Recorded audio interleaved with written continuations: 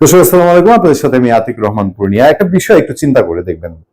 দেখেন, চাঁদাবাজির অভিযোগে বা দখলদারির অভিযোগে অথবা অন্যায় অপকর্মের অভিযোগে মারপিট, খুন খারাপি এইসব, বা ধরুন পুরান ঢাকায় সোহাগ ছেলেটাকে পাথর দিয়ে কেচে মেরে ফেলা হলো, সেসব অপরাধে বিএনপি এখন পর্যন্ত 4 থেকে 5,000 মানুষকে বহিষ্কার করেছে।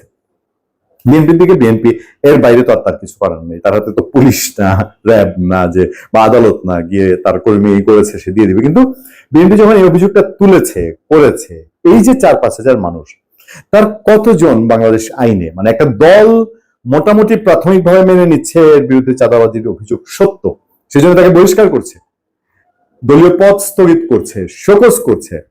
সেই লোকটাকে আমি যে এই দেশের এই আইন এই 4-5 হাজারের মধ্যে কতজনকে আইনের আওতায় এনেছে? কেন প্রসঙ্গ তুলছি দেখেন, আপনারা বলেন যে আমরা শুধু ডক্টর ইউনূস সরকারের সমালোচনা করি, বিষয়টা আসলে তা না। যেটা খারাপ সেটা খারাপ, ভালো আজকে সত্যিকার অর্থে আমি সমালোচনা না করি ডক্টর ইউনূসের একটা জায়গায় আমি আসলে আজকে প্রশংসা করতে বসছি, যেভাবেই নেন আপনারা, আমি করতে বসছি, শুনে নেন। সেটা হলো বিএনপি এবং জামাতে ইসলামীকে এই ডক্টর ইউনূস সরকার যেভাবে ডিল করেছে, এইটা আমার বোধশক্তি হওয়ার পর থেকে এটা খুব নজিরবিহীন। ধরেন জামাত ইসলামী প্রয়োজন হলে একসময় আওয়ামী লীগের সঙ্গে যায়, একসময় বিএনপির সঙ্গে যায়, কিন্তু এই গভর্নমেন্ট এসে বিএনপির অভিযোগ কি? এই যে বিএনপির রুহুল কবির রিজভী আহমেদ, রিজভী আজকে একটা খুব ইন্টারেস্টিং মজার কথা বলেছেন। রিজভী বলেছেন যে বিভিন্ন জায়গায় বিভিন্ন লোক, বিভিন্ন মতাদর্শের লোক নিয়োগ দেওয়া হচ্ছে, ডিসি সাহেবরা এখন ডিসিগিরি করে কিনা, তারা নাকি সংগঠনের কাজ করে। রিজভী বলছেন যে ইসলামী ফাউন্ডেশনের ডিজি তিনি নাকি ডেকে তার স্টাফদেরকে বলেছেন যে তোমরা যদি রোকন না হও তাহলে তোমাদের কিন্তু প্রমোশন হবে না, মানে জামাতে ইসলামের রোকন না হলে প্রমোশন হবে না।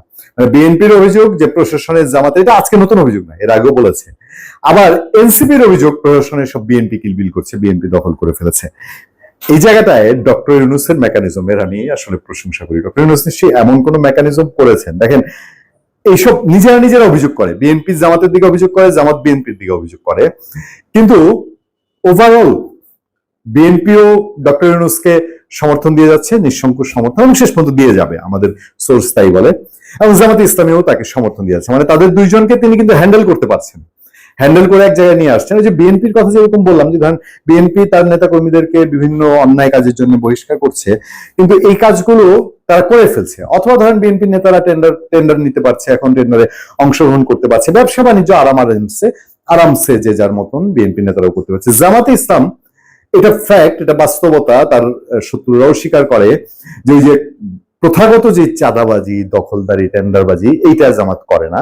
তারা মোটামুটি দীর্ঘদিন ধরে ধীরে ধীরে কোটি কোটি কোটি টাকার ব্যবসা গুছিয়ে নিয়েছিল, সেগুলো যেগুলো ব্যাহত হয়েছিল, এইগুলো গভর্নমেন্ট আসার সাথে সাথেই, নিজস্ব গভর্নমেন্ট না আসলেও গভর্নমেন্ট আসার সঙ্গে সঙ্গে বিএনপি জামাত ইসলাম তার ব্যবসাপাতি গুলো উদ্ধার করে ফেলেছে। তার মানে জামাতের মতন ব্যবসা করছে, বিএনপির মতো ভালো আছে। এবং কেউ কারো বিরুদ্ধে ওই জামাত বা বিএনপি যদি নিজেরাই অভিযোগ করে, সরকার মোটামুটি এগুলো, বা সরকার যে ওইরকম কার্যত চাঁদাবাজ দখলদার ধরছে, ব্যাপারটা ওইরকম না। তো যে কোনো ভাবেই হোক, ডক্টর ইউনূস এই দুই দলকে একেবারে মোটামুটি তিনি তাদেরকে ব্যালেন্স করে রাখা, তাদের মন রেখে চলা, সেটা মোটামুটি চলছে।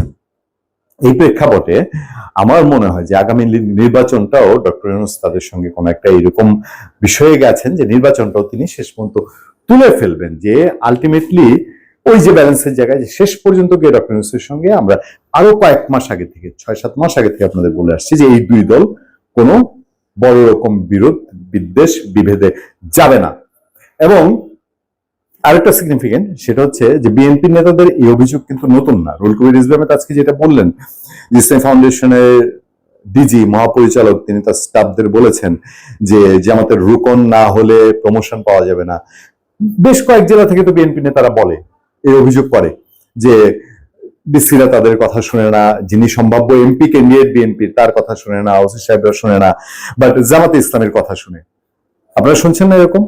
সেই দিক থেকে বিএনপি একটু দুশ্চিন্তায় থাকতেই পারে যে আলটিমেটলি ধরেন জামাতের রোকন না হলে চাকরি থাকবে না, কি একটু বেশি সন্তান হিসেবে আদর স্নেহ করা যায় কিনা, সেদিকে কি বিএনপি একটু দুশ্চিন্তা যে জামাত বেশি আদর স্নেহ পাচ্ছে কিনা। ধন্যবাদ সবাইকে, ভালো থাকবেন, সুস্থ থাকবেন। আপনাদের সাথে আমি আতিক রহমান পূর্ণিয়া।